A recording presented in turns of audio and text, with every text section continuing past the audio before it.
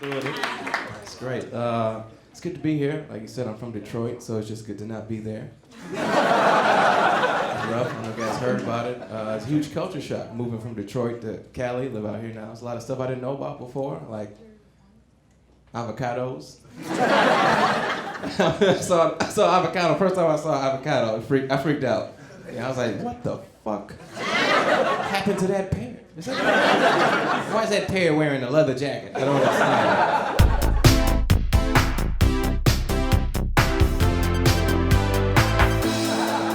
Just girls that way, I guess. It's weird too, like, you know, Josh was talking about cocaine.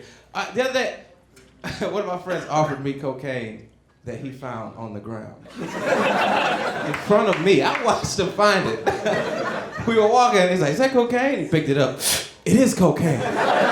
You want some of this, Tré? I was like, nah, I've never done it before. He's like, oh, well, it's a sign from God. I was like, what Bible are you reading? And here's the thing, I'm not gonna do cocaine, because it doesn't match, like, I'm poor.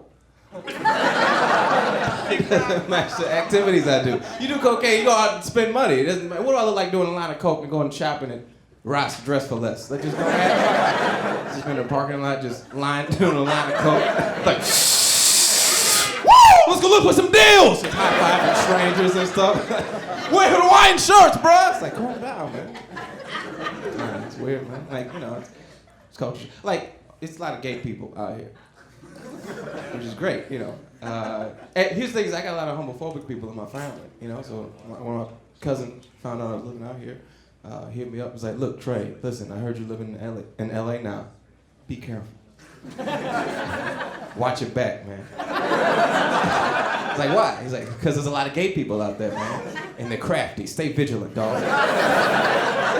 Like, he thinks LA's just a town full of thug-like gay people walking around. It's like, give me your dick, nigga. It's like, oh, shit. Go back to Detroit. This is where I want to be. And here's the thing is, he thinks you can get tricked into having gay sex. That's not the thing. Nobody's ever been tricked into having, nobody's ever been Bugs Bunny into sucking a dick. You know, it's like, you're gay, I'm straight. You're gay, I'm straight. You're straight, I'm gay. Fuck, they got me. What happened? All right, I guess you guys won this round.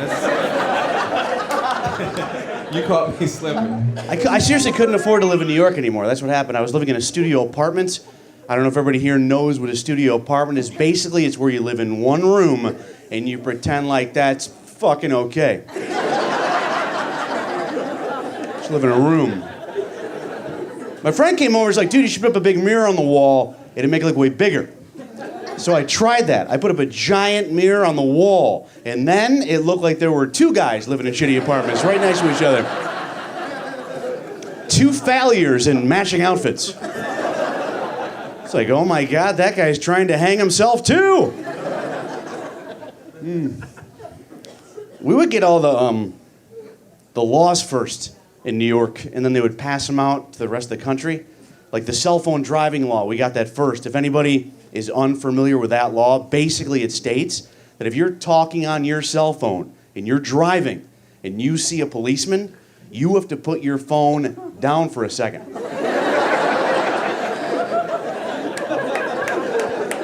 That is the law. And you're not allowed to pick it up until he's gone. I'm going to be honest with you, I'm not even sure I was smart enough to live in New York. The other day, I tried to do the New York Times crossword puzzle. Holy shit, sometimes I didn't have to read the entire clue to figure out I'm not going to fucking get it. I didn't even need the whole clue, you know, it's like, what Portuguese? I don't know.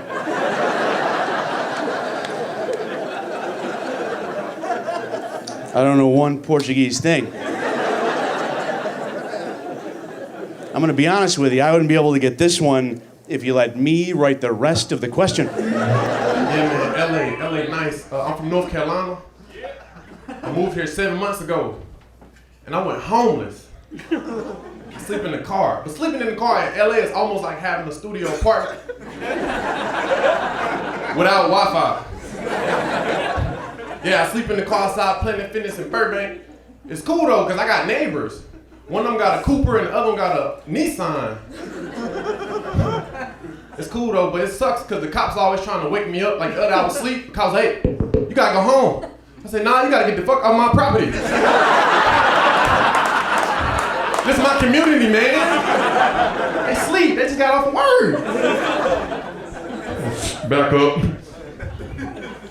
Yeah, I sleep in the car. Man, it's crazy because I sleep in the car, but all my friends, they got apartments with no cars, so we living backwards. Other than my friend was like, hey, Malcolm, you take me to work for a week? I said, can I crash your spot for a week? He was like, nah. I said, well, get ready for the bus. Because it's coming. Other day I got my car towed. I was like, no, they done took my house. And I just paid the gas bill.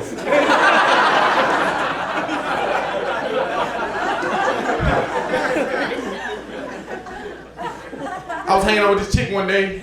I picked her up in my crib. And she was like, we going to your house, right? I looked at her and said, girl, you better let that seat back and get comfortable. This the studio, baby, relax. Got Netflix on the iPhone.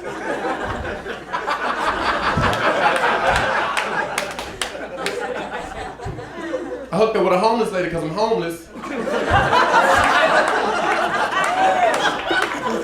I'm being humble. And then she was like, after we got done, she was like, so what are we? I said, bitch, we still homeless. Get your ass back in that tent. She said, you mean. Homeless lady got that little stank walk.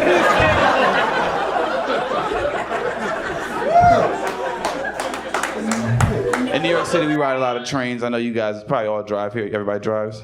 Nobody's about that public transportation shit? Okay. Kudos to you guys. I took the bus to come here.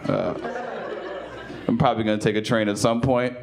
I appreciate LA trains, man. Everything is smooth, it runs clean, it's nice, man. I fucking hate the subway system in New York. Everybody, gets in awe about it, but it's only because they have a bunch of train lines and they run more frequent than anywhere else. That's the only good thing about this shit.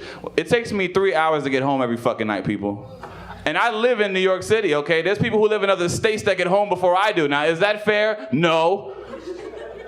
The train will always break down. They always try to smooth it over and make an announcement like, please be patient. We're experiencing train traffic, but thank you for riding the MTA. Oh, yeah, please be patient. There's been a signal derailment, but thank you for riding the MTA. And here's my favorite one.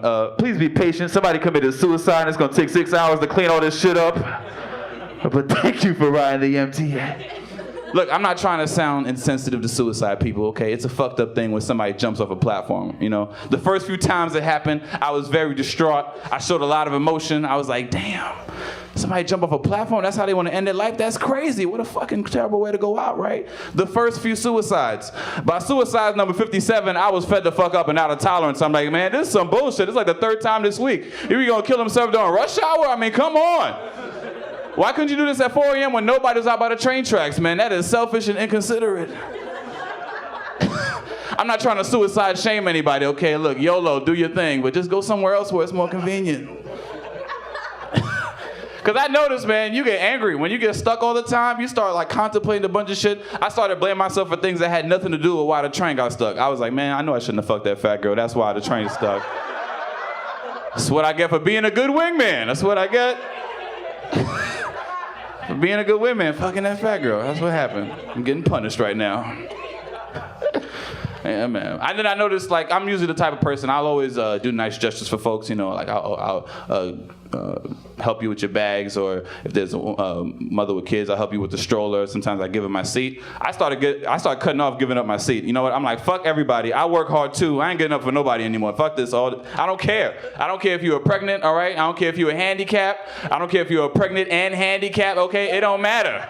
I cut off old folks too. Yep. Especially if you're old and white, okay?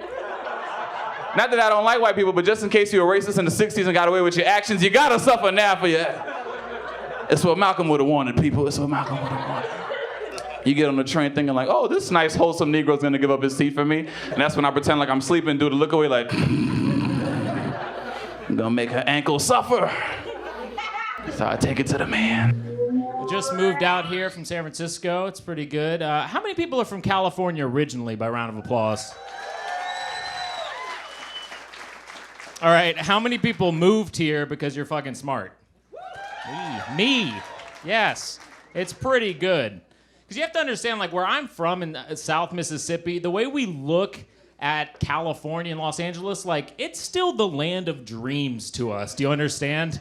It's like of mice and men where I came from.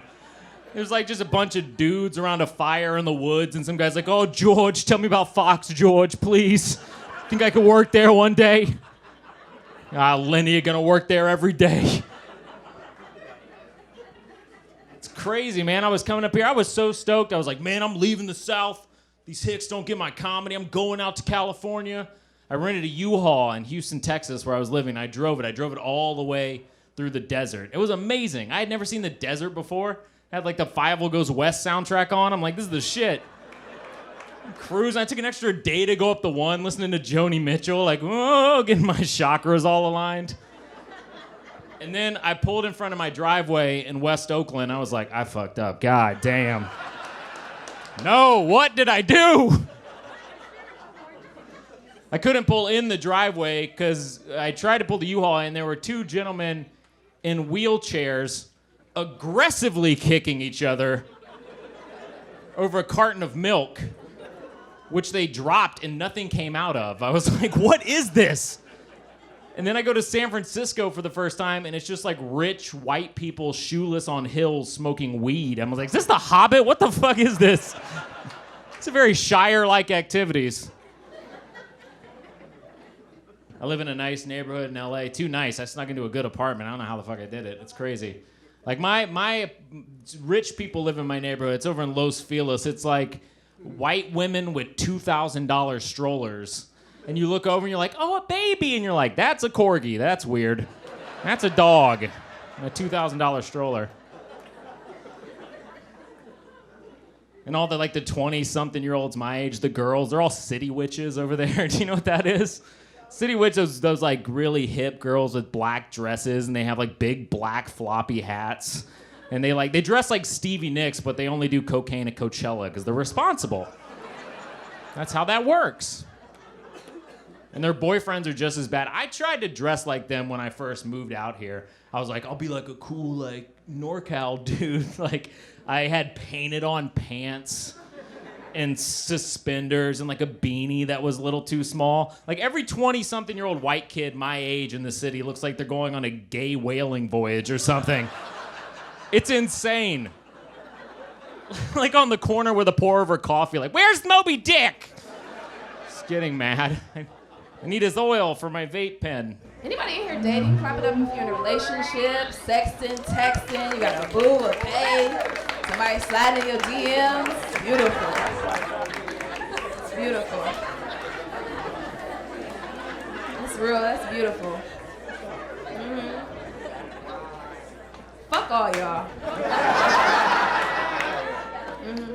I've been in LA for 6 years. Y'all wanna know how many dates I've been on in 6 years? 2. It's wishful thinking. None. 0. 6 years, 72 motherfucking months, okay? And I'm a bad bitch. I'm not really like a bad bitch, but like I'm cool. I'm not like an Instagram flat tummy tee, you know, use my Fashion Nova code bad bitch, but like, I feel like I'm at least Netflix and chillable. Like 6 years, y'all. The fuck? And here's the thing, in LA, for some reason, I only get approached by gay guys. I don't know what it is.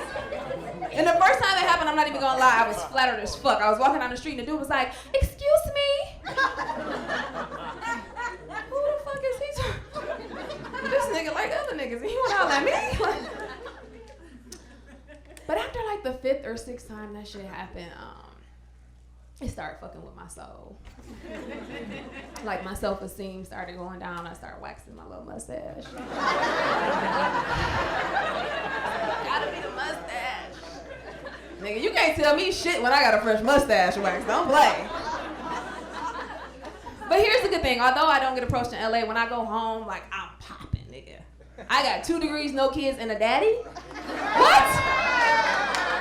In Detroit, I am as good as it fucking gets. I'm like Beyonce of Detroit. I wish a Detroit nigga would want anything more than me, okay? But here's the thing.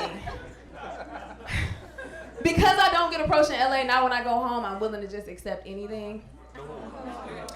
Yeah, like it used to be a point in time you couldn't A-girl me. You know how I do be like, hey girl. Like, excuse you. I am a strong, independent, educated, God-fearing queen. Yeah. Yes, right? Because black women, we always got that queen up in there, right? Like, bitch, you ain't never traced your roots before. You don't know. You don't know what little back alley village in Africa you come from. Talking about, I am a queen. But it was just certain things I didn't accept. Like, you couldn't honk your horn at me. You know what I mean? I hate that. Like, you see me, you pull up, you get out the car, you come and you talk to me like you got some sense, right? But when I go home now, y'all, if a nigga honk his horn at me, I'm already in the front seat.